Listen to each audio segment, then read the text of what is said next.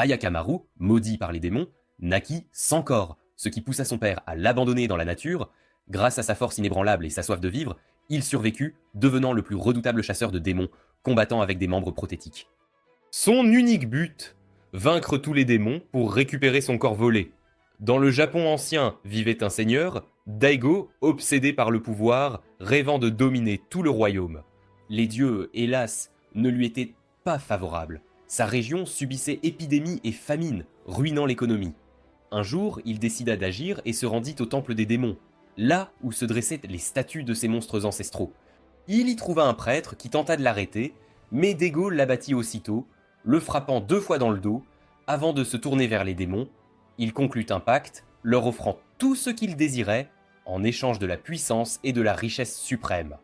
Les démons semblèrent se répondre, un vent éteignit les bougies, puis un éclair déchira la pièce, suivi d'un tonnerre assourdissant, marquant le front de Daigo. De retour chez lui, sa femme accoucha d'un garçon. Mais dès le premier cri du bébé, un éclair frappa de nouveau la pièce, décapitant une statue de Bouddha. Daigo se précipita, tandis que les sages-femmes fuyaient, hurlant d'horreur. Il entra et vit sa femme, tenant dans ses bras un bébé emmailloté, qu'elle avait nommé Hayakimaru. Une des vieilles femmes semblait aussi choquée quand Daigo prit l'enfant des bras de son épouse. Mais en défaisant le tissu, il fut horrifié. Un garçon sans peau, sans membres, sans organes, respirant à peine, couvert de sang. Sa femme le supplia de garder l'enfant, mais Daigo rit, affirmant que les démons avaient pris leur dû et feraient-ils de lui l'homme le plus puissant du royaume. Il regarda sa femme, lui dit qu'ils auraient un autre héritier et confia le garçon à la vieille femme pour qu'elle l'abandonne à l'eau. Sa femme pleura, le suppliant de le laisser vivre, mais Daigo la retint tandis que la femme emportait l'enfant. Elle s'approcha d'une berge et tenta de noyer l'enfant, mais le voir respirer la fit hésiter. Elle le plaça alors sur une barque et le laissa partir, lui disant que seule la chance pourrait le protéger désormais. Aussitôt après, un monstre géant apparut derrière elle, la déchiquetant sur le champ. Un musicien errant, tenant son instrument, sentit que quelque chose n'allait pas. Bien qu'aveugle, il perçut le monstre proche, dégaina son épée et l'abattit d'un seul coup. Le garçon, lui, continua de dériver dans sa barque et fut finalement trouvé par Chukai, un ancien soldat tortionnaire. Un jour, il renonça à tout cela, décida de racheter ses péchés en fabriquant gratuitement des prothèses pour les mutilés, devenant ainsi médecin. Il ramassa Hayakimaru, choqué de le voir encore respirer, et suçait son pouce. Il l'accueillit chez lui, l'éleva comme son propre fils, lui concevant des prothèses inédites, n'ayant jamais vu d'enfant né sans aucune partie du corps. Quelques années s'écoulent. Hayakimaru est un jeune garçon qui passe son temps à courir et jouer parmi les arbres. Chukai le laisse faire, car il est un enfant extraordinairement curieux, très fort et intuitif. Il apprend à distinguer la nourriture en attrapant un crabe, mais son père le ramène à la maison pour le cuisiner. Un jour, alors que Chukai coupait du bois, Hayakimaru s'aventura dans la forêt et fut soudainement attaqué par un démon-loup géant aux griffes incroyablement longues. Le loup le jeta à terre, Hayakimaru se protégeant avec ses bras. Le loup tenta de le mordre, mais il esquiva, gagnant assez de temps pour que Chukai le trouve et lance une hache sur le loup, le blessant et le faisant fuir. Chukai est sous le choc de voir un vrai démon, lui qui n'en avait entendu que des contes. Il ramène Hayakimaru, le soigne, puis le couche, mais soudain, Hayakimaru se réveille et fixe le plafond. Chukai tente de voir ce qui ne va pas, pour réaliser qu'un démon se cachait au plafond, cherchant à tuer Hayakimaru et qui s'enfuit aussitôt après avoir été repéré. Chukai comprend que ces démons en veulent à Hayakimaru à cause d'une malédiction et il ne laissera pas le jeune garçon mourir. Le lendemain, il lui tend une épée en bois et commence à lui apprendre à se battre, car il ne sera pas toujours là pour le protéger. Au début, il ne savait pas manier l'arme, mais il s'entraîne sans relâche. Les saisons passent, il suit son régime, s'améliorant constamment. Des années s'écoulent et il est maintenant un jeune homme incroyablement habile, capable de tuer des démons avec une simple épée en bois, sans tranchant. Chaque jour, il s'enfonce dans la forêt, rencontre un nouveau démon, le tue et revient ensanglanté et blessé. Mais comme il ne ressent aucune douleur, il ne réalise pas qu'il est touché ou qu'il saigne. Cela le rend extrêmement intrépide, le poussant à se jeter dans les combats sans penser aux conséquences ni aux blessures. Chukai le soigne cette nuit-là, se demandant s'il devrait l'empêcher de tuer d'autres démons, ne voulant pas qu'il souffre. Mais le lendemain, Hayakimaru est de nouveau attaqué par un démon. Alors qu'il tente de fuir, le démon utilise sa langue caméléon pour lui lier la jambe et le tirer vers lui. En représailles, Ayakimaru poignarde le démon au visage avec son épée en bois, le tuant sur le champ. Shukai accourt pour voir s'il va bien, quand soudain Ayakimaru s'effondre, son corps tremble et l'une de ses jambes prothétiques se détache. À la place de la prothèse, une vraie jambe, faite d'os et de chair, commence à se former, choquant Shukai au plus profond de son être, incapable de comprendre. Il réalise que quelqu'un a dû faire un pacte avec les démons, sacrifiant le corps du pauvre enfant, et qu'en tuant les démons, il récupère ses parties. Shukai comprend alors qu'Ayakimaru veut récupérer son corps, et ne cessera de tuer les démons avant d'y parvenir. Le cœur lourd, il lui donne une vraie épée, lui fait ses adieux, et l'étreint une dernière fois avant qu'Ayakimaru n'entame son dangereux périple contre les démons. Ayakimaru va de ville en ville, à la recherche de monstres. Un jour, sur un pont, il sent un monstre surgir de la rivière, et remarque aussi des hommes en train de tabasser un petit garçon qui semble leur avoir volé quelque chose. Il frappe de peu le garçon, mais il tente de riposter, leur lançant des pierres à 2 reprises avant d'être encore plus battu. Finalement, le gros homme, excédé, décide de tuer le pauvre enfant, lui plongeant la tête sous l'eau. Soudain, il remarque Ayakimaru, observant une pile de déchets apparemment normale flottant sur la rivière. D'un coup, la pile se transforme en un monstre, un peu comme un gros tas de morph de Pokémon. Le monstre engloutit aussitôt le gros homme, le dévorant vivant, avant d'attraper les 2 acolytes, les tuant sur le champ.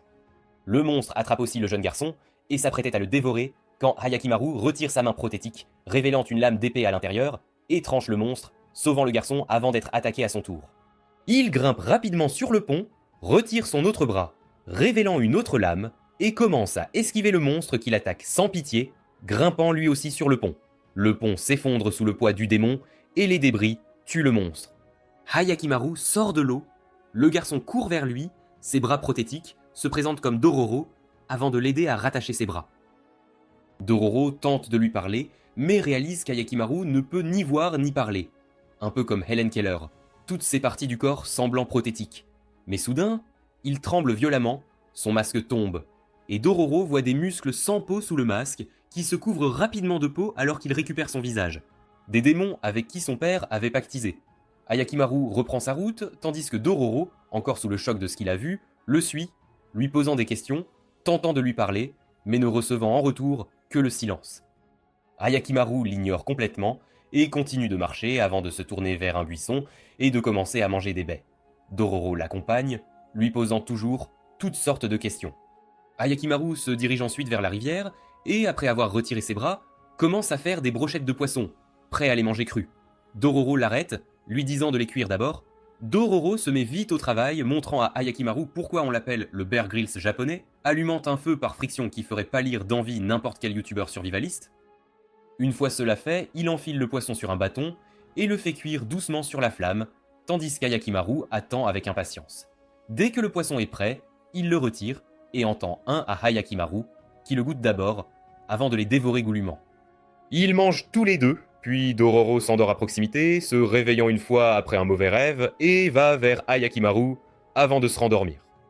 Le lendemain matin, alors qu'Ayakimaru pêchait, Dororo accourt, affirmant qu'ils peuvent gagner beaucoup d'argent. Apparemment, un démon sévit dans un village voisin, et les habitants sont prêts à payer quiconque s'en débarrassera. Il guide Ayakimaru au village, où il rencontre un ancien qui leur confirme qu'ils veulent bien se débarrasser du démon, et les invite à se reposer pour la nuit, dans leur abri. Dororo semble très heureux de dormir sous un toit, le ventre plein. Mais alors qu'il tente de parler à Ayakimaru, soudain, un vent souffle et éteint une bougie, avant qu'un tintement ne se fasse entendre. Un être d'apparence démoniaque entre dans leur grange et s'approche de Dororo. Il est terrifié et court vers Ayakimaru, lui disant de tuer le monstre, mais Ayakimaru reste immobile, sans bouger un muscle. Dororo tente de lui retirer les bras pour révéler la lame, mais Ayakimaru reste silencieux, regardant calmement droit devant lui, tandis que Dororo regrette de l'avoir accompagné. Heureusement, le démon fait simplement demi-tour et, tout en faisant tinter sa cloche, quitte la grange. Dororo regarde Ayakimaru et lui crie dessus pour n'avoir rien fait, affirmant qu'il est inutile puisqu'il ne peut même pas voir quand un démon arrive. Entendant le vacarme, des villageois entrent dans la grange et leur demandent ce qui se passe. Dororo leur ment, disant qu'ils ont rencontré le monstre, mais qu'il s'est enfui dès qu'il a vu Ayakimaru et qu'ils ont décidé de le tuer demain soir. Sur ce, les villageois partent et lui et Ayakimaru se rendorment. Le lendemain matin, ils sont réveillés par l'ancien du village qui leur dit que la chef du village veut les rencontrer, mais qu'elle ne peut venir elle-même car elle est malade. Ayakimaru et Dororo accompagnent l'homme dans une magnifique et immense demeure. L'homme les pousse à l'intérieur et ferme la porte. Ils pénètrent dans une pièce sombre, soudain éclairée par une femme d'une grande beauté, allongée sur un lit. Elle se présente comme la chef et les accueille chaleureusement, leur disant combien elle est ravie de les avoir chez elle. Ayakimaru, cependant, dégaine aussitôt son épée et tente de se précipiter sur la femme, mais Dororo l'arrête, lui disant que la femme n'est pas un monstre et qu'il agit comme un parfait idiot. Entendant le tumulte, des villageois entrent nature dans la pièce et voyant Ayakimaru l'épée à la main, les repèrent aussitôt, lui et Dororo, avant de les emmener et de les jeter dans une cellule. Dororo lui crie dessus pour avoir sorti sa lame sur une pauvre femme malade et lui dit qu'il partira dès qu'ils sortiront d'ici. Soudain, il remarque que la cellule a un autre prisonnier. Il s'agit du même prêtre errant qui avait tué le monstre quand Ayakimaru avait été abandonné dans la rivière. Lui aussi est aveugle, mais semble sentir qu'il a déjà vu Ayakimaru. Dororo lui demande pourquoi il est là, et le prêtre répond qu'il a aussi été appelé pour se débarrasser d'un démon, mais qu'il a fini en prison, tout comme eux. Il raconte au prêtre ce qu'Ayakimaru a fait, mais le prêtre répond qu'après avoir combattu des démons sans les yeux pour les voir, des gens comme lui et Ayakimaru ont développé un sens aiguisé, qui leur permet de voir l'âme à l'intérieur du corps d'une personne. Il révèle qu'il voit Dororo comme une matière blanche, signifiant que son âme est pure et propre. Soudain, cependant, les bougies s'éteignent dans leur pièce, et le prêtre et Ayakimaru se mettent en alerte, sentant quelque chose. Un bras démoniaque sort d'un puits. Ayakimaru saute aussitôt et le tranche avant de suivre la piste. Le prêtre attrape Dororo et l'emmène avec lui, affirmant qu'il doit y avoir une sortie par là, et ils finissent par déboucher à l'intérieur du manoir de la dame. Ayakimaru n'hésite pas une seconde et défonce sa porte. Elle est toujours assise là, mais cette fois, elle a l'air bien plus intimidante. Elle tente de leur parler normalement, leur demandant pourquoi ils sont là. Mais le prêtre dit à Dororo que son âme est d'un rouge trouble, ce qui signifie qu'elle n'est même plus humaine. Dès que la femme réalise que sa façade est tombée, elle se transforme en démon, tandis qu'Ayakimaru dégaine ses épées, prêt au combat. Elle pousse un rugissement, projetant des débris partout, et frappe Ayakimaru avec sa queue quand il tente de l'attaquer. Elle l'attaque de nouveau, mais il esquive avant de se jeter sur elle. Elle essaie de le poignarder avec ses tentacules, mais Ayakimaru résiste, car toute traverse ses parties prothétiques, le laissant indemne. Ayakimaru fonce et lui tranche les deux yeux, la faisant hurler de douleur alors qu'elle recule. L'ancien du village tente d'attraper Ayakimaru dans un filet, criant au monstre de s'enfuir. Le monstre s'échappe aussitôt dans les bois, tandis qu'Ayakimaru coupe le filet et le poursuit. Dororo crie sur l'homme pour avoir laissé le monstre s'échapper. Il s'avère que les villageois attiraient les voyageurs dans leur village, prétendant leur offrir leur hospitalité, mais finissaient par les donner en pâture au monstre afin qu'il laisse les habitants tranquilles. Ayakimaru poursuit le monstre, traversant la forêt de bambous. Le monstre s'arrête et commence à lui lancer des pieux de bambou aiguisés. Un pieu de bambou le cloue au sol, mais soudain, le monstre, à la cloche de la nuit précédente, distrait le démon, donnant à Ayakimaru l'occasion de s'échapper. Il tranche le visage du démon, révélant de nouveau la femme, qui commence à reprendre son vrai visage démoniaque, affirmant que les autres démons tueront Ayakimaru, et qu'il ne pourra jamais récupérer son corps entier. Ayakimaru poignarde alors le démon à la tête, le tuant une fois pour toutes, tandis que l'ancien du village s'effondre, triste de la mort du démon. Ils entendent quand de nouveau la cloche, le villageois se couvre les oreilles, et tous se dirigent vers l'endroit où se tenait l'autre monstre. Il disparaît, montrant à Dororo l'endroit où est enterré un tas d'argent. Cela le déroute, mais le prêtre déduit que le monstre à la cloche doit être l'un des voyageurs tués par le démon. L'ancien du village répond que leur village était très pauvre, et qu'un jour, ce démon y est entré et a tué un voyageur de passage. Les villageois furent d'abord horrifiés, mais ils découvrirent que le voyageur transportait beaucoup d'argent et finirent par de partout voler. Cela leur fit réaliser cette stratégie commerciale. Ils commencèrent à héberger le démon, concluant un pacte avec lui pour qu'il n'attaque aucun villageois. En échange, ils lui fourniraient des humains, et en retour, ils voleraient tout l'argent sur eux. Dororo s'excuse auprès d'Ayakimaru de l'avoir traité d'Helen Keller et semble très abattu. Mais Ayakimaru l'arrête et écrit son nom dans le sable pour qu'il puisse apprendre aussi. Soudain, cependant, il ressent une douleur atroce, se saisit le visage et se met à crier, inquiétant Dororo et le prêtre. Il s'avère qu'après avoir tué ce démon, Ayakimaru retrouve son sens de la douleur. Il peut désormais sentir les choses au toucher et ressentir la douleur. Tout cela lui semble un peu trop accablant, car c'est une sensation nouvelle. Il se contente donc de s'allonger sur le sol, tandis que le prêtre et Dororo discutent près du feu. Soudain, cependant, Ayakimaru se lève, s'approche de la flamme et tente de marcher dessus, seulement pour se brûler, car il ressent maintenant la douleur. Il recule mais décide de recommencer, car il n'aime pas cette sensation et veut qu'elle disparaisse, revenir à avant, quand il ne sentait rien. Il était sur le point de se brûler de nouveau, mais Dororo le pousse hors du feu et lui dit de se taire et de dormir. Le lendemain, le prêtre les quitte pour suivre son propre chemin, tandis que Dororo et Ayakimaru se rendent dans un autre petit village. Il commence à pleuvoir, ce qui fascine Ayakimaru, qui reste sous la pluie pendant des heures, car c'est la première fois qu'il sent la pluie sur sa peau. Dororo s'assied près d'un sanctuaire, attendant qu'il en ait assez de la pluie pour qu'il puisse repartir. Soudain, une jeune femme interpelle Ayakimaru, lui demandant s'il allait bien. Dororo se retourne et voit une belle jeune femme vêtue d'une robe orange. Il lui dit qu'Ayakimaru n'entend rien et que c'est inutile de l'appeler. Mais elle continue de le faire, pensant que Dororo plaisantait avec elle.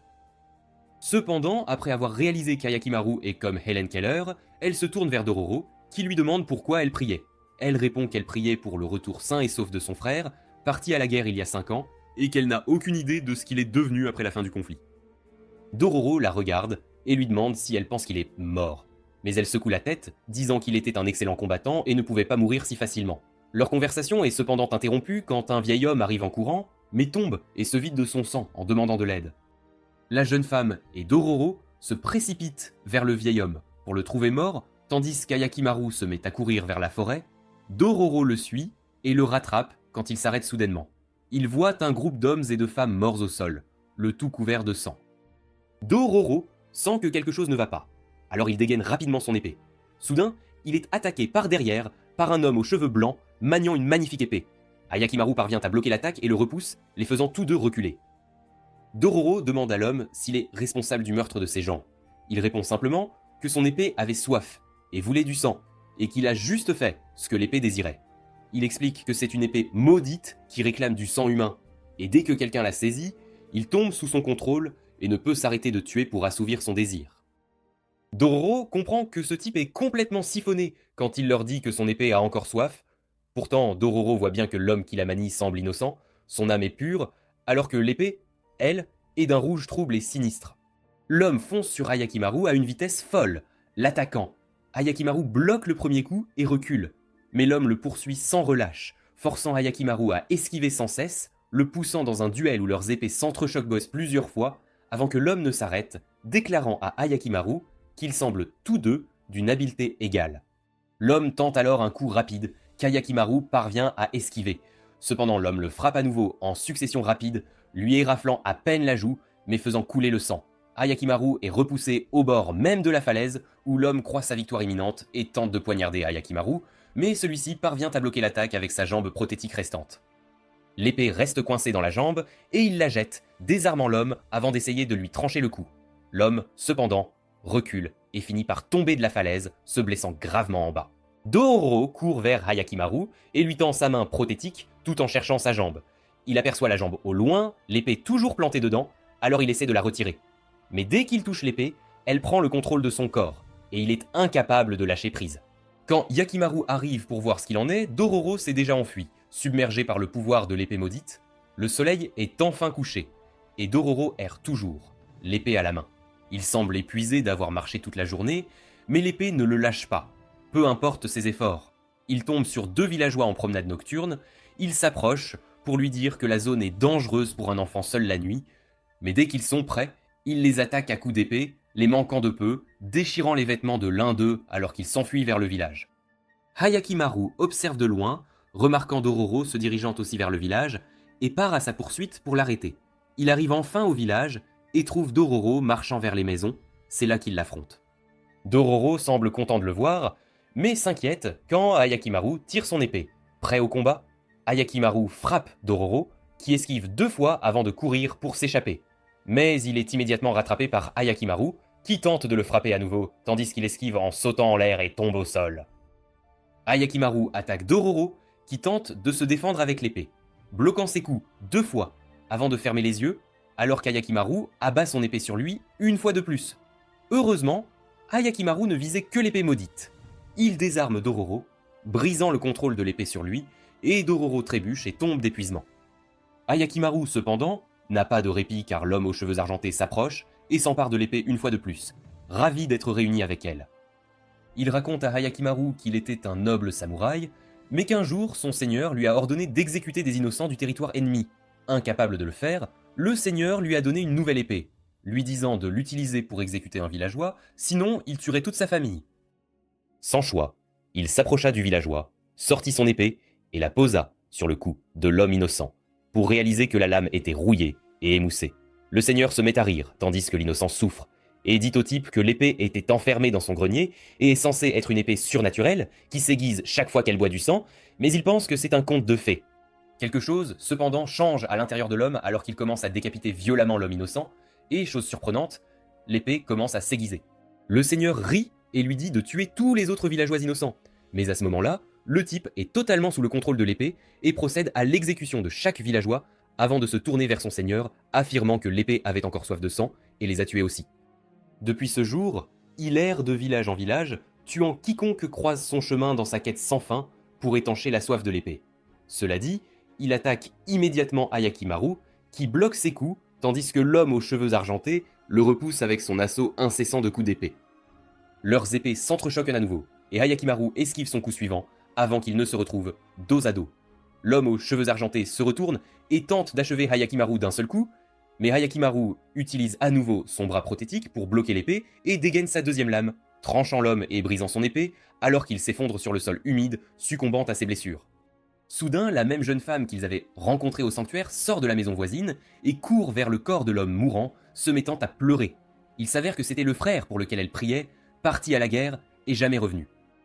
Dororo la regarde avec sympathie et rend ses bras à Hayakimaru, quand soudain celui-ci se prend la tête et ressent à nouveau une douleur intense, avant que ses oreilles ne tombent et qu'il puisse tout entendre pour la première fois de sa vie. Dororo et Hayakimaru quittent le village et font un feu de camp près d'un ruisseau pour la nuit. Hayakimaru est bien trop submergé par ce nouveau sens de l'ouïe et ne parvient pas à se concentrer ni à comprendre ce qui se passe autour de lui, gardant ses mains sur ses oreilles pour tenter d'empêcher tout son de lui faire mal. Dororo lui dit qu'il devrait s'y habituer rapidement, mais il a de la peine pour lui.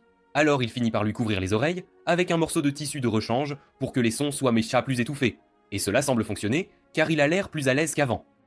Pendant que Dororo parlait, cependant, Hayakimaru sent un monstre s'approcher de lui et esquive juste à temps alors qu'un démon oiseau géant les frôle. Il sort ses épées tandis que le démon revient pour attaquer, mais Hayakimaru esquive et tente d'attaquer, mais rate son coup. L'oiseau attaque à nouveau et cette fois frappe Hayakimaru, le faisant tomber. Il se relève mais est distrait par tous les sons venant de près de lui et de nouveau mis à terre par l'oiseau. Dororo réalise qu'il devra aider la prochaine fois que l'oiseau attaquera. Il indique à Hayakimaru la direction d'où il attaque et celui-ci parvient à frapper l'oiseau plusieurs fois avant qu'il ne le saisisse dans ses serres et tente de s'envoler. Il le frappe encore et encore mais se blesse gravement dans le processus. L'oiseau le lâche au sol et s'envole pour revenir à l'attaque. Hayakimaru est à terre, blessé. Heureusement, le prêtre débarque de nulle part et tranche l'oiseau d'une manière des plus fantastiques, le tuant sur le coup. Hayakimaru semble en état de choc, assis là, immobile, car toutes ces nouvelles sensations deviennent trop intenses pour lui. Il le couche sur un drap, et le prêtre pense un peu ses blessures, tandis qu'Hayakimaru se couvre à nouveau les oreilles, essayant de bloquer le son. Dororo dit au prêtre que son ouïe est revenue, mais que cela l'a rendu faible. Le prêtre répond qu'il n'y est pas encore habitué et essaie de lui retirer la main, mais n'y parvient pas. Ils dorment à même le sol cette nuit-là, mais le lendemain matin, Hayakimaru est réveillé par la belle voix d'une fille qui chante, il suit le son jusqu'à un ruisseau, où il aperçoit une fille se lavant le visage. Il descend et entre dans le ruisseau, essayant de la toucher, un peu comme un oncle un peu trop tactile, mais il trébuche, son corps étant encore blessé. La jeune fille le retient et lui demande s'il va bien. Mais évidemment, il ne peut pas parler, donc il ne répond pas. Heureusement, Dororo arrive en courant derrière lui et explique sa condition à la jeune fille, qui se présente comme Mio, et les invite joyeusement chez elle, afin de pouvoir le soigner, car elle a des médicaments. Ils entrent dans un temple apparemment détruit, où elle les fait s'asseoir tandis qu'Hayakimaru est allongé par terre, fiévreux, et que Dororo lui pose des chiffons humides sur la tête. Elle entre et leur dit qu'elle vit ici avec un groupe d'enfants orphelins qui ont tout perdu à cause de la guerre et n'ont plus personne pour s'occuper d'eux.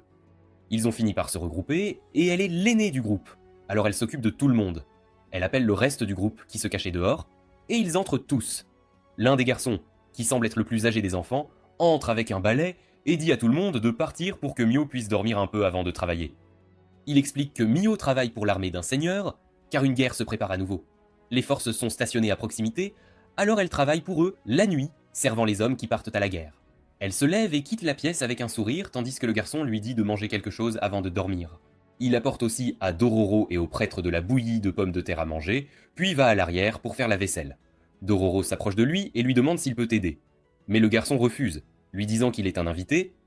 Dororo, cependant, insiste, et il commence à montrer ses talents de nettoyeur, alors que le soleil commence à se coucher. Mio sort de sa chambre et dit à tout le monde qu'elle part travailler et qu'ils doivent prendre soin les uns des autres. Elle entre dans la chambre d'Hyakimaru, vérifie sa fièvre et s'assure qu'il va bien, ce qui le réveille avant qu'elle ne quitte la maison. Elle commence à fredonner la chanson, tandis qu'Hyakimaru la regarde avec nostalgie alors qu'elle s'éloigne dans les bois.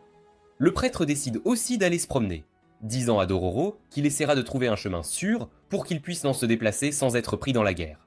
Le lendemain matin, Hyakimaru se réveille tôt et s'assied sur les marches du temple, l'attendant, et semble heureux quand elle arrive et le voit. Il la regarde, tandis que Dororo lui dit qu'il peut voir la couleur de l'âme d'une personne et trouver facilement où se trouvent les démons. Hyakimaru cependant ne se soucie de rien d'autre et pointe sa bouche, bougeant la sienne. Elle ne comprend pas ce qu'il essaye de dire, mais il répète ce geste, faisant croire à Dororo qu'il veut qu'elle chante sa chanson. Elle est un peu gênée, mais commence alors à chanter la chanson, tandis qu'Hyakimaru l'écoute joyeusement, car il ne trouve pas sa voix douloureuse. Au moment où il rentre, le prêtre est même de retour, et ils s'assoient tous dans l'une des pièces, où le prêtre les informe qu'il a trouvé un terrain vacant dans les bois, à un endroit très sûr que l'armée ne pourra pas atteindre. Le sol est aussi fertile, donc ils peuvent même cultiver de la nourriture, s'ils le souhaitent. Mio semble très heureuse et dit au prêtre qu'elle essaiera de s'installer sur le terrain dès que possible, mais le prêtre répond qu'il est déjà occupé par un démon qui vit dans le cratère de sable devant la maison. En entendant cela, Hyakimaru se lève immédiatement et commence à marcher dehors en direction de la maison.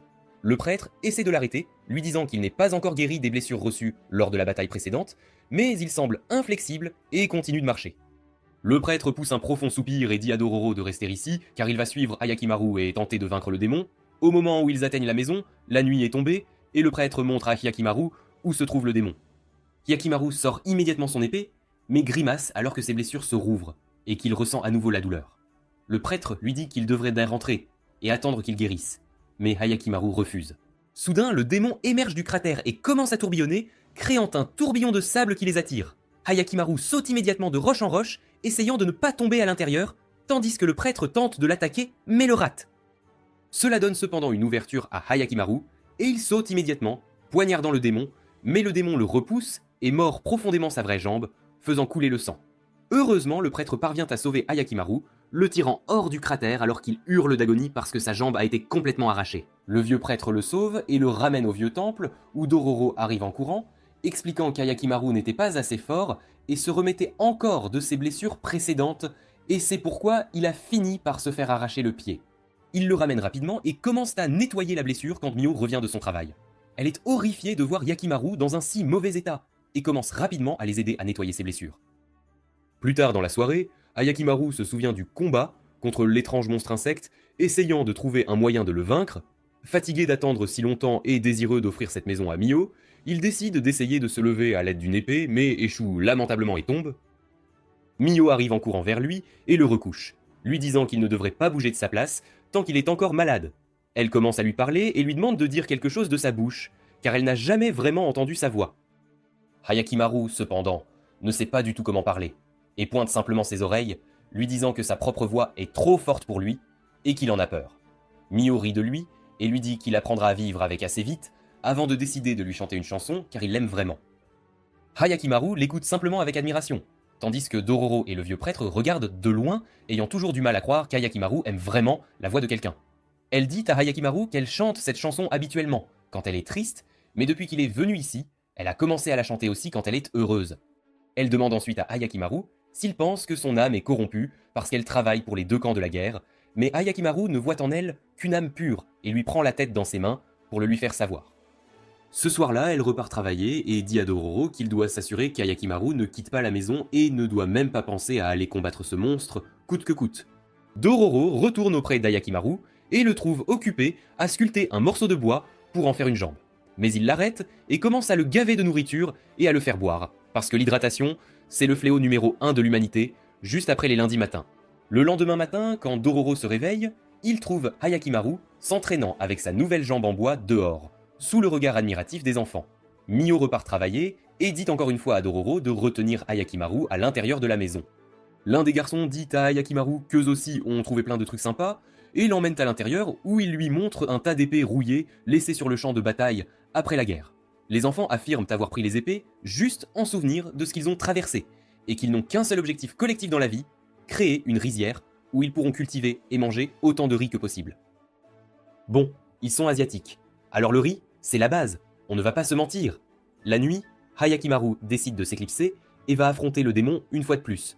Il tourne autour du monstre, l'attaquant sous différents angles, mais ça ne fonctionne pas vraiment. Il adopte alors une stratégie très dangereuse et fonce sur le démon, sautant autour de lui avant de l'attaquer de front. Le démon mord rapidement son autre jambe en bois, le piégeant une fois de plus, mais Hayakimaru révèle qu'il a planté l'une de ses épées que l'enfant lui a montrée dans sa jambe en bois et la retire pour poignarder le monstre dans la bouche avant de sauter haut dans le ciel et de trancher la tête du démon, le tuant immédiatement. Dororo arrive aussi sur les lieux et découvre que sa jambe coupée a repoussé après avoir tué le démon. Tous deux retournent vers le temple pour annoncer la bonne nouvelle. Soudain, cependant, Hayakimaru s'arrête et pointe du doigt la direction du temple, d'où s'élève une épaisse fumée. Ils montent immédiatement les marches et sont horrifiés de voir des samouraïs tuer tous les enfants et brûler tout le temple. Dororo s'approche et est mortifié de voir Mio et tous les enfants morts sur le sol, tandis que le commandant des troupes le regarde et lui demande s'il était l'un des leurs. Dororo n'a absolument aucune idée de ce qui se passe et essaie de courir vers Mio pour voir si elle va bien, mais il est capturé par le commandant qui le ramasse et le jette au sol. Il s'approche ensuite de lui et lève son épée pour le tuer, quand son bras entier est tranché. Notre garçon, Hayakimaru, arrive, ne comprenant toujours pas ce qui s'est passé ici, car il ne voit rien, mais il sent que quelque chose ne va pas. Dororo court vers Mio, essayant de lui sauver la vie, tandis qu'Hayakimaru est encerclé par les soldats. Il reste là, regardant Dororo, ne comprenant pas ce qui s'est passé, quand il entend la voix mourante de Mio chantant la chanson qu'il aime tant. Cela le pousse à bout quand il réalise qu'elle est morte, et ses cris s'élèvent au-dessus de tous les autres sons alentour, alors qu'il perd complètement le contrôle et devient fou furieux. Il poignarde le premier ennemi au cou, le tuant immédiatement, avant d'esquiver le coup de l'autre et de le tuer aussi. Il avance ensuite et tue 3 autres hommes en succession rapide, hurlant d'agonie car la seule voix qui pouvait l'apaiser était morte, et il ne pourra plus jamais être apaisé. Il se dirige vers l'autre soldat et le découpe comme un vulgaire légume, tuant le dernier soldat sans pitié, avant de se diriger vers le commandant manchot, qui essaie de reculer et implore pitié, lui disant que la fille était une espionne, car elle travaillait dans les 2 camps de l'armée. Mais Hayakimaru n'en a rien à faire et avance vers lui, prêt à tuer, quand Dororo court vers lui et l'arrête de toutes ses forces, lui disant de ne pas devenir un monstre et de se contrôler. Hayakimaru le repousse, mais Dororo le rattrape, tandis que le commandant s'enfuit rapidement. Dororo lui montre un sac de riz que Mio avait obtenu et voulait semer pour créer des champs de riz.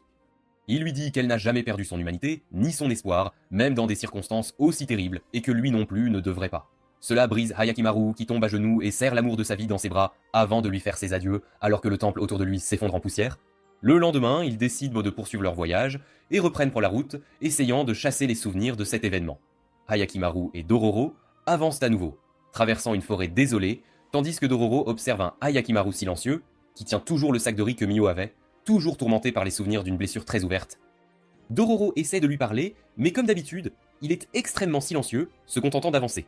Dororo essaie même de le chatouiller pour tenter de le faire rire, mais Hayakimaru reste complètement immobile. Soudain, ils entendent la voix d'un homme venant de près, et au début, Dororo pense que l'homme se moque de lui, alors il commence à jeter des pierres partout. Mais il avance soudain, et trouve l'homme encapsulé dans une toile d'araignée parmi les arbres. Hayakimaru repère le monstre araignée, et saute immédiatement sur les arbres, tranchant les toiles pour libérer l'homme, juste avant que le monstre ne décide de l'attaquer. Il esquive et frappe le monstre, le blessant, avant que le monstre ne le repousse, et utilise ses toiles pour l'attacher à un arbre avant de s'enfuir. Il tente de poursuivre le démon, mais le perd de vue dans les bois avant d'arriver au bord d'une falaise. Dororo, cependant, repère un village au loin et semble tout content, car ils pourront y trouver de quoi se mettre sous la dent enfin. Ils entrent dans le village, seulement pour le trouver drôlement bien défendu, avec des gardes partout, on dirait une forteresse. Dororo demande la raison de telles mesures de sécurité, et un garde répond qu'il y a eu des enlèvements nocturnes dans le village et qu'ils essaient juste de s'assurer que personne ne subisse de mal. Ils s'approchent de tous deux d'un escalier de temple et Dororo lui dit que le ravisseur, c'est sûrement ce monstre araignée. Et s'ils arrivent à le tuer, ils seront récompensés, c'est garanti. Le monstre, de son côté, se métamorphose en une femme pâle, toute de blanc vêtue, alors qu'elle s'allonge sur un lit de fleurs, complètement à bout de force, faible comme un chaton, car elle n'a pas pu aspirer la force vitale d'aucun humain cette nuit-là. Je jure avoir déjà vu ce décor exact dans certaines vidéos animées. disons pour adulte, que je regarde parfois la nuit, en toute discrétion. Bref, le lendemain matin, un homme au grand cœur finit par trouver la démone inconsciente et s'approche aussitôt pour voir si elle va bien. Elle se réveille et semble sous le choc d'être si près d'un humain en plein jour, mais il s'excuse immédiatement de l'avoir effrayée et l'invite à l'accompagner chez lui, car elle semble si frêle et épuisée. La démone est trop faible pour faire quoi que ce soit, alors elle décide d'attendre son heure pendant que l'homme la conduit chez lui et l'installe contre le mur. L'homme met rapidement le petit déjeuner qu'il s'était préparé dans un bol et le lui tend, en l'incitant à manger. Elle semble être comme quelqu'un qui n'aurait jamais vu de baguette de sa vie et se met à manger avec les mains. Les bonnes manières, c'est surfait, n'est-ce pas? Même si elle avait ses réserves, elle trouve le plat délicieux et le dévore entièrement. Avant de demander au brave homme s'il avait lui-même mangé, l'homme lui ment en répondant qu'il a déjà bien mangé avant de partir travailler. En allant au travail, il finit par rencontrer Yakimaru et Dororo qui rôdent aussi dans le village à la recherche d'informations quand ils remarquent une foule immense rassemblée près d'un panneau d'affichage.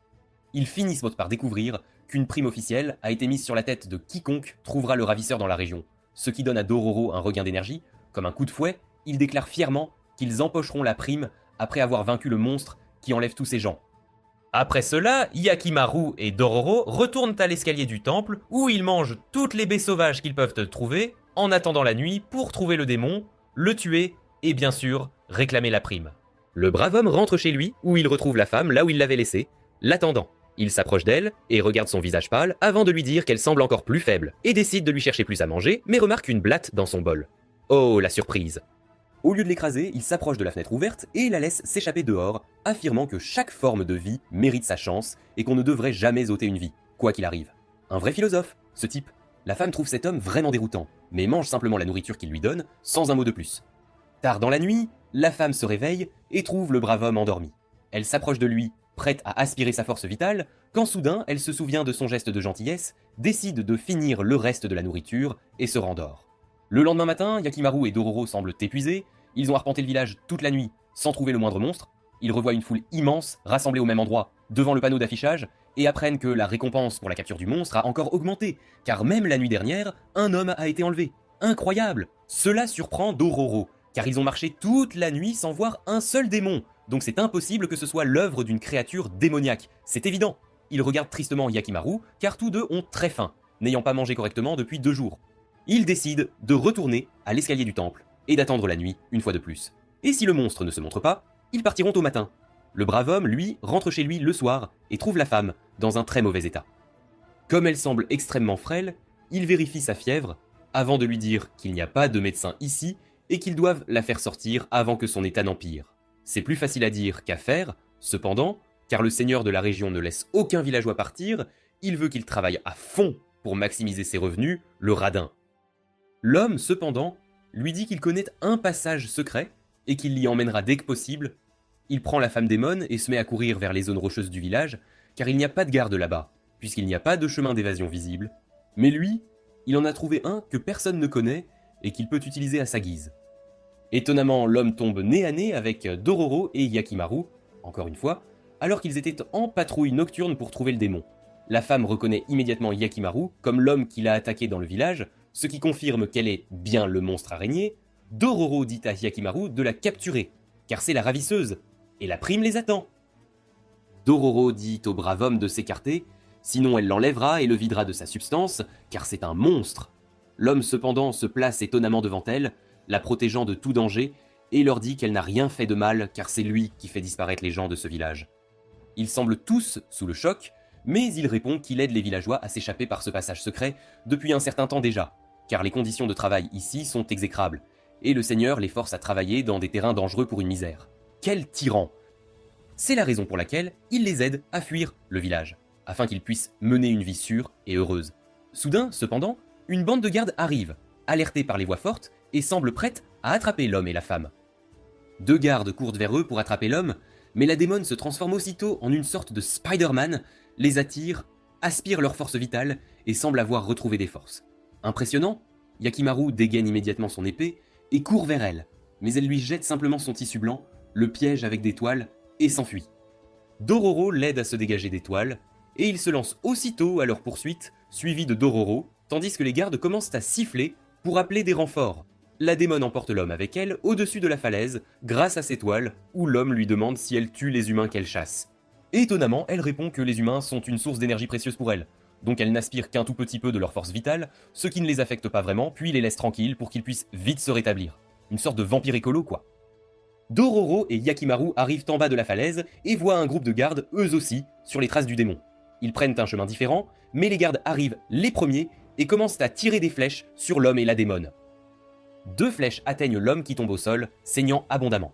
Cela met la démone en rage. Elle utilise rapidement ses toiles pour sceller la blessure et arrêter l'hémorragie, avant de bloquer les autres flèches, de capturer plusieurs gardes et de se transformer en un véritable monstre. Elle attrape le reste des gardes et tente de les attirer vers elle, mais Yakimaru l'arrête en coupant ses toiles et l'attaque, lui tranchant un bras. Elle repousse Yakimaru d'un coup de pied, le blessant alors qu'il gît au sol, avant de retourner auprès de l'homme blessé, le rassurant et lui disant de rester en vie, car elle le portera au prochain village pour trouver un médecin. Yakimaru se relève et pointe son épée vers elle, prête à combattre. Elle se retourne comprenant que ce sera un combat à mort, mais l'homme lui dit de ne pas ôter de vie. Et Yakimaru remarque que son âme redevient d'une couleur beaucoup plus blanche, au lieu du rouge. Elle retourne simplement auprès de l'homme, s'assurant qu'il va bien.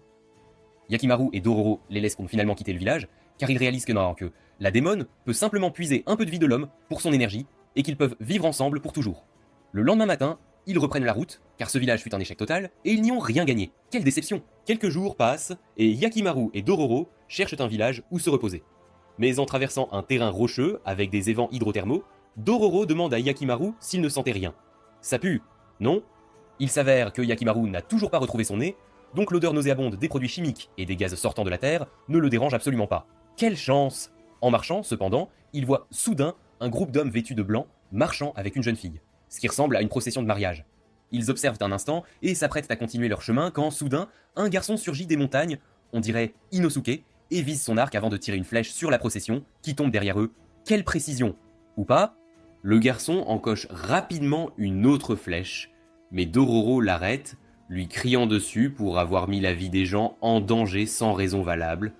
Mais ça va pas la tête? Le garçon lui dit qu'il vont marier la mariée essaie de le repousser et qu'il ne laissera pas ça arriver. De tirer la flèche. Dororo, cependant, lui dit de se calmer, car ils sont des chasseurs de démons experts et tueront le monstre pour lui. Un jeu d'enfant. Il les emmène au bord d'une falaise, leur montrant un village enveloppé d'un immense nuage sombre. Le garçon leur dit que le nuage est le monstre lui-même, très ancien, et qu'il tourmente les villages voisins depuis plusieurs siècles. Selon lui, si le nuage arrive dans un village, celui-ci doit lui offrir une mariée. Seulement alors, il les laisse tranquilles, sinon il dévorera chaque personne du village. Le garçon se présente comme Saru et leur dit qu'il considère la femme vêtue en mariée comme sa sœur et qu'il ne peut pas la laisser être dévorée par le monstre quoi qu'il arrive.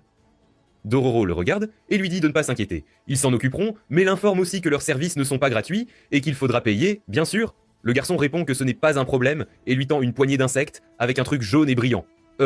Merci? Dororo réalise que ce garçon est un cas désespéré et n'a rien pour les payer, mais comprend soudain que le truc jaune et brillant était un petit morceau d'or. Ah, ça change tout! Il regarde le garçon et lui demande où il a trouvé ça, et il répond qu'il l'a trouvé dans une rivière proche et qu'il en a plein, qu'ils peuvent prendre s'ils battent le monstre. Dororo est ravi et lui dit qu'ils acceptent le travail, bien sûr. Ils montent la colline et trouvent la femme assise sur un rocher, vêtue d'une robe blanche, tandis que 2 gardes sont assis à proximité, l'empêchant de s'échapper, même si elle est déjà ligotée avec une corde. Dororo et Saru se placent derrière le rocher et assomment les gardes avec des gourdins, avant que Saru ne court vers sa sœur, la libère rapidement de ses cordes et lui disent qu'il est là, pour la sauver. Cependant, elle lui dit de s'enfuir, car elle ne quittera pas cet endroit, car si elle le fait, le monstre dévorera tout le village. Dororo, cependant, se présente et lui dit qu'ils ne laisseront pas ça arriver et tueront le démon eux-mêmes. La jeune fille semble peu convaincue et leur demande comment ils vont tuer un nuage. Exactement? Mais Dororo répond que si ça mange des gens, ça doit avoir une bouche et un ventre, et Yakimaru le réduira en miettes, tuant le démon. Logique, non? Soudain, Yakimaru dégaine ses épées, et Saru commente que le monstre arrive. Immédiatement, un nuage sombre les entoure et aspire les 2 hommes qui reprenaient tout juste conscience. Et tandis que Dororo regarde avec horreur, les hommes tombent du ciel peu après coupés en morceaux. C'est affreux! Dororo crie à Yakimaru d'attaquer le monstre, mais il ne répond pas, car il n'a aucune idée de l'endroit où se trouve la créature. Pour lui, tout le nuage est rouge et il ne voit rien à l'intérieur, n'ayant aucune idée d'où diable se trouve le monstre. C'était la première fois qu'Yakimaru était complètement privé de ses sens, et il était une cible facile, ne sachant absolument pas quoi faire. Pendant qu'Hyakimaru était totalement confus, le démon tente d'attaquer Saru, mais au tout dernier moment, sa sœur saute au milieu, le poussant de côté et se sacrifiant pour sa sécurité. Le démon la dévore immédiatement et s'envole, ne laissant que ses vêtements blancs vides tandis que le nuage noir se dissipe. Saru tombe à genoux, regardant le morceau de vêtement laissé derrière, seul souvenir de sa sœur, il le plie soigneusement et le ramène à la tanière où il vit. Hyakimaru et Dororo le suivent, et Dororo, en entrant dans la tanière, est surpris de la voir pleine de choses étranges. Arcs, flèches, bâtons, pierres et j'en passe. Saru explique que ses parents sont morts quand il était très jeune, et depuis, il vit seul ici, sans l'aide de personne. Il chasse, cuisine, et se défend tout seul. Mais une chose qu'il déteste dans ce monde, ce sont les humains, car ils venaient dans ces montagnes et brûlaient sa maison, lui disant de quitter les lieux, car ils allaient y construire de meilleurs villages. Les jeunes garçons lui jetaient même des pierres, comme s'il était une sorte d'animal, le chassant sans pitié. Mais un jour, il s'est blessé en traversant les montagnes et était assis par terre quand une jeune femme s'est approchée de lui, lui demandant s'il allait bien. Saru se méfiait évidemment des humains, alors il a immédiatement pris une pierre pour se défendre. Prudent, le garçon. Mais la femme lui a calmement dit de se détendre, s'est assise et a pansé ses blessures pour qu'il puisse marcher à nouveau. Depuis ce jour, il a commencé à venir au village juste pour la regarder faire ses tâches quotidiennes, car cela lui rappelait ce que c'était d'avoir une maman. Il regarde ensuite Dororo et lui dit qu'il se vengera quoi qu'il arrive, avec ou sans lui. Dororo lui dit évidemment qu'ils aideront, mais sort et voit Hyakimaru boudé comme une ado en crise, assis derrière un rocher et jetant des pierres sur les rochers voisins. Quel drame! Dororo lui explique que Hyakimaru est triste et confus, car c'est la première fois qu'il affronte un démon sans pouvoir compter sur sa vision. Saru et Dororo, cependant, aperçoivent soudain le nuage au loin, planant à nouveau au-dessus du village. Dororo demande à Saru pourquoi le nuage est toujours là, car selon la légende, il devrait disparaître. Mais il répond que le démon doit être en colère, parce qu'ils ont essayé de lui voler sa mariée. Dororo regarde Saru et lui dit que s'ils peuvent faire sortir le monstre du nuage, en plein soleil, ils ont une chance de le vaincre. Ils décident d'agir selon ce plan le lendemain, avant de s'endormir. Hyakimaru, cependant, ne pouvait pas dormir et ruminait son échec, même s'il n'y avait rien qu'il aurait pu faire. Au lever du jour, le plan de Dororo est mis en œuvre. Il se déguise dans la robe de mariée blanche et s'assied sur le même rocher, attendant l'arrivée du démon. Quelle allure! Un peu plus tard, le démon arrive et commence à tourner autour de lui, impatient de le croquer, quand Dororo s'enfuit et commence à le narguer. « Viens me chercher, si tu l'oses !» Le démon le poursuit, mais il parvient à esquiver l'attaque, et avant que le démon ne puisse attaquer à nouveau, il saute simplement dans un petit trou, se sauvant avant de ressortir par une autre extrémité et de faire courir le démon après lui encore une fois. En s'enfuyant, cependant, sa robe se coince dans des rochers et il tombe, tandis que le démon était à ses trousses. Dororo se débarrasse immédiatement de ses vêtements et se faufile dans un trou, se sauvant de justesse à un cheveu près. Après cela, la deuxième partie de leur plan commence. Saru, qui observe tout cela depuis la falaise, sort son arc et utilise une flèche enflammée pour tirer près des évents hydrothermaux où le démon rôdait pour tenter de trouver Dororo. Dès que la flèche touche le sol, une énorme explosion se produit, inondant tout de flammes, tandis que Dororo court en haut de la colline pour assister au plan en action. Le démon est complètement en feu, et même les nuages commencent à disparaître. Quel spectacle! Il semble très heureux que leur plan fonctionne quand soudain, le démon s'enroule étroitement, étouffant le feu, avant de relâcher un tas de cendres de son corps, créant un énorme nuage à nouveau. Ah, la surprise! Le démon se relève alors une fois de plus et s'apprêtait à attaquer Dororo et Saru, qui étaient complètement à découvert, quand soudain, une flèche frappe le démon. Il se retourne pour voir Hyakimaru en contrebas, qui commence à lui tirer une volée de flèches. Même si les misérables flèches n'avaient aucun effet sur le démon, Dororo réalise qu'Hyakimaru utilise le son des flèches frappant le démon pour évaluer sa position exacte. Et dès qu'il comprend que le démon est proche, il dégaine immédiatement ses épées et saute en l'air, tranchant un œil du démon, l'aveuglant alors qu'il tombe au sol. Le démon, cependant, se relève une fois de plus et le projette au loin, avant de s'approcher pour l'achever, quand Dororo décide d'intervenir et saute de la falaise avec une corde autour de la taille. Il attache l'autre extrémité de la corde à la tête du démon et crie à Hyakimaru de suivre sa voie, car il est sur la tête du démon. « Par ici !» Le démon essaie de le projeter au loin, fonçant à travers un tas de rochers, et un morceau de roche frappe Dororo à la tête, l'assommant net. Hyakimaru commence à crier son nom, mais le démon le repousse encore une fois.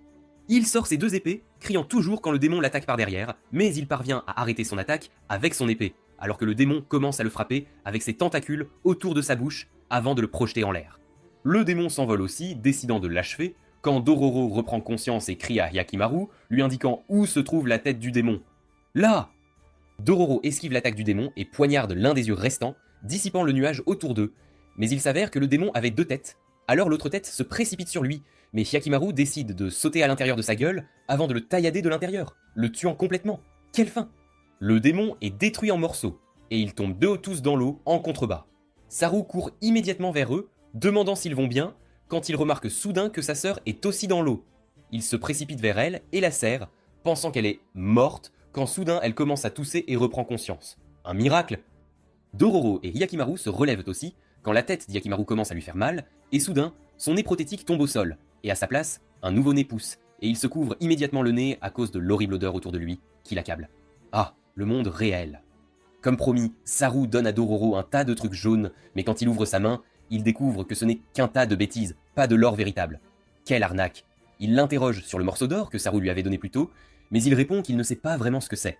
Il appelle juste ça des trucs en or. Dororo pousse un grand soupir, mais laisse tomber. Une femme lui offre même une magnifique fleur en guise de remerciement avant qu'ils ne se séparent. Nos héros reprennent leur chemin, tandis qu'Ayakamaru ne cesse de humer la fleur, car aucune autre odeur ne trouve grâce à son nez. Depuis, quelques jours se sont écoulés, mais Ayakamaru ne s'est pas lassé de son nouveau sang olfactif. Il continue de renifler chaque fleur qu'il croise, et il va même jusqu'à attraper la tête de Dororo pour la humer. Il parvient à se libérer en se hissant, mais trébuche et tombe au sol. Tandis qu'Ayakamaru termine son tour, il se remet sur pied, mais la fièvre le terrasse aussitôt, le rendant si mal à l'aise que son visage devient écarlate. Ayakamaru ne perd pas un instant et le prend dans ses bras avant de reprendre la route, errant sans but à la recherche d'aide. Il demande à un passant s'il peut l'assister, mais l'homme l'ignore et poursuit son chemin. Gakamaru poursuit sa route à pied et finit par rencontrer un jardinier qui se repose à l'ombre d'un arbre. Il lui demande également de l'aide, mais le jardinier lui dit que s'il veut que l'enfant guérisse, il doit l'emmener chez un médecin au plus vite. Gakamaru, quant à lui, ne sait que faire. Il se contente de s'asseoir à l'ombre de l'arbre avec Dororo, espérant que la fraîcheur fera baisser sa température. Heureusement, une nonne passe par là et s'enquiert de l'état de Dororo. Elle regarde Dororo, puis le ramène à son temple, où elle le dépose sur une natte de paille et commence à lui appliquer un linge humide sur le front pour faire baisser sa fièvre. Dororo finit par reprendre conscience, tente aussitôt de se lever, disant à la nonne que sinon, Ayakamaru le laissera seul et continuera sans lui. La nonne, elle, dissipe ses craintes, en lui expliquant qu'Ayakamaru va juste chercher de l'eau et qu'il n'abandonnera pas Dororo. Il retrouve son calme et espère qu'elle va bien, avant qu'elle ne s'enquière du sort de ses parents, s'ils sont encore en vie ou décédés. Dororo lui raconte que son père et sa mère étaient les chefs d'un groupe de brigands très réputés, comptant de nombreux adeptes, connus pour combattre les samouraïs. Ils passaient leur nuit à s'amuser autour d'un feu de camp, parlant de chasse et de guerre, quand une nuit des samouraïs attaquèrent leur camp. Le groupe de brigands fut pris au dépourvu, et plusieurs d'entre eux furent abattus presque aussitôt. Mais ils purent donner l'alerte, et le combat éclata. Ce fut une affaire très meurtrière, mais le père de Dororo et son meilleur ami réussirent à tailler en pièces presque tous les samouraïs, sortant victorieux de cette escarmouche, approfondissant ainsi leur amitié et leur lien. Plusieurs nuits plus tard, Dororo finit par demander à son père pourquoi il haïssait tant les samouraïs. Il répondit que les samouraïs brûlaient leurs champs, tuaient leurs hommes et détruisaient leurs maisons avant de prendre leurs femmes et leurs enfants comme esclaves, tout cela au nom de la guerre. Et c'est pourquoi il allait se venger pour chaque famille détruite par un samouraï sanguinaire. Son meilleur ami finit par prendre la parole, cependant, et lui dit qu'il avait déjà eu assez de vengeance, et selon lui, il devrait rejoindre l'un des seigneurs, car il les récompenserait généreusement. La mère de Dororo intervient, cependant, et dit à l'homme qu'il a perdu la tête, car cela va à l'encontre de leurs convictions profondes, et qu'ils ne le feront jamais, car ces seigneurs sont ceux qui déclenchent les sages des guerres, et ne pensent même pas que ces misérables paysans valent la peine d'être regardés. L'homme tente de les raisonner, mais le père de Dororo, d'une gifle magistrale, remet son meilleur ami à sa place, lui disant de ne plus jamais en parler. Quelques jours plus tard, ils décident donc de lancer une attaque sur un camp de samouraïs, et ils semblent tous être en très bonne position pour les prendre par surprise. Ils commencent leur assaut, mais presque immédiatement, les samouraïs purent se retourner et les cribler de flèches, car ils semblaient tout prêts pour une telle attaque, et ils savaient même d'où elle viendrait. Le père de Dororo court aussitôt en arrière et saute sur Dororo et sa mère pour les protéger des flèches, recevant de nombreuses flèches qui le blessent. Il s'avère que le meilleur ami avait trahi la faction et révélé le plan aux samouraïs en échange d'un pardon et d'une position élevée. Ils encerclent les trois brigands tandis que le père de Dororo crie à son meilleur ami sa trahison, mais dès qu'il se lève, il est de nouveau touché par une volée de flèches à la jambe. Le meilleur ami lui dit que l'ère des samouraïs est arrivée et qu'il devrait utiliser son cerveau plus que ses poings, le gifle au visage avec sa propre arme et les laisse mourir. Le père de Dororo et sa mère continuent d'avancer, devenant de plus en plus faibles car ils n'ont rien à manger. Ils ont faim au point d'être contraints de chercher de la nourriture sur les soldats morts après une bataille sanglante. Un jour malheureux, ils passaient près d'un village quand ils ont aperçu des samouraïs en train de brûler un village et d'agresser ses habitants. Cela met le père de Dororo en colère, mais sa mère finit par le calmer, lui disant de laisser tomber. Cependant, un samouraï le remarque et le reconnaît, ordonnant aux autres d'attaquer. L'un des hommes l'attaque, mais il utilise simplement sa naginata pour le transpercer comme une brochette avant qu'une foule d'autres hommes ne l'attaquent. Il projette le premier assaillant sur les autres, les faisant tomber, avant de lancer une épée perdue sur 2 autres hommes, leur coupant les jambes. Un autre homme attaque et brise sa naginata, mais il parvient aussi à le tuer, quand soudain un des soldats utilise sa lance pour le transpercer par derrière, le blessant mortellement. Il se retourne cependant et attrape l'homme, se jetant sur lui, le poignardant avec la même lance, le tuant, mais mourant dans l'action. Dororo crie le nom de son père, tandis que sa mère tente de le réconforter. Mais maintenant que son mari est mort, elle commence à devenir de plus en plus faible. Ils traversent ensemble les villages tombés, les terres déchirées par la guerre et les sols arides, quand un jour un étranger lui dit que des samouraïs distribuent des rations au temple, sa mère l'y emmène immédiatement et fait la queue quand elle remarque soudain que la personne en charge n'est autre que le meilleur ami de son mari. Il la remarque, s'approche d'elle, la nargue et lui demande où est son mari, souriant, quand elle répond qu'il est mort. Dororo ramasse une pierre pour la lui lancer, mais sa mère lui dit de ne rien faire de tel. Soudain, la personne qui distribue la nourriture crie que les rations sont faibles et tout le monde commence à se bousculer pour en obtenir. Sa mère parvient à avancer et supplie l'homme de lui donner de la nourriture, mais l'homme lui fait remarquer qu'elle n'a même pas de bol avec elle. Elle tend simplement sa main, la creusant, et lui dit d'y verser la nourriture.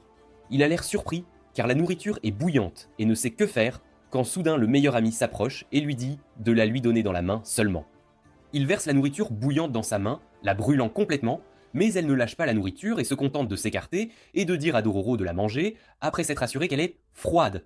Quelques jours de plus passent après cela, et maintenant sa faiblesse atteint un niveau insensé, alors qu'elle trébuche à travers les lisses araignées rouges avant de tomber d'épuisement. Dororo la supplie de rester en vie et promet qu'il ne lui demandera plus jamais de nourriture, mais elle lui dit simplement qu'elle l'aime et ferme les yeux pour un sommeil éternel. La pauvre nonne se met à pleurer après avoir entendu son histoire tragique, tandis qu'Ayakimaru lui apporte l'eau dont elle avait besoin. 3 jours passent après cela, et Dororo se sent enfin mieux. Ils reprennent leur voyage. Ayakamaru et Dororo arrivent à leur prochaine ville, qui par un curieux hasard, se trouve dans la région que le père d'Ayakamaru gouverne. Il n'en a cependant aucune idée, et aux côtés de Dororo, il parcourt la ville, assistant à des pièces de théâtre sur la façon dont le seigneur d'Ego a vaincu une foule de démons. Là, il finit par apercevoir le vieux prêtre, et une fois la pièce terminée, Dororo lui raconte ce qui est arrivé à Mio et aux autres. Le prêtre semble triste, mais quand on lui demande ce qu'il faisait là, il répond simplement que la région environnante souffre terriblement, mais que cette zone est le seul endroit qui continue de prospérer et de s'étendre. Les gens disent que c'est grâce au seigneur d'Ego, car il a capturé une foule de démons dans un sanctuaire, ce qui a valu la bénédiction de Bouddha, et c'est pourquoi cette région Dororo est si prospère. ne font que passer et aimerait lui, voir s'il y a des démons il dans veut les parages. vérifier ça par lui-même. Ayakimaru surprend 2 histoire hommes de ne en pas pleine croire conversation n'importe quoi. après qu'ils se soient dit au revoir et soient partis chacun de leur côté. La conversation porte sur quelque chose lié aux démons. Il les approche et leur demande de quoi ils parlaient. Ce à quoi l'un des hommes répond qu'il y a un mur divisant cette région de celle qui lui est adjacente. Bien que ces 2 régions soient actuellement en hostilité l'une contre l'autre, la légende urbaine soutient que le mur servait autrefois de frontière. Cependant, durant le conflit, seule une section du mur fut maintenue grâce aux efforts de la corporation Béton et Associés. Cette section fut appelée le légendaire mur de Bamen. Cependant, il est maintenant constamment entouré de démons et des ennemis des royaumes voisins qui sont toujours postés. Si quelqu'un tente de traverser le mur, les ennemis le tueront.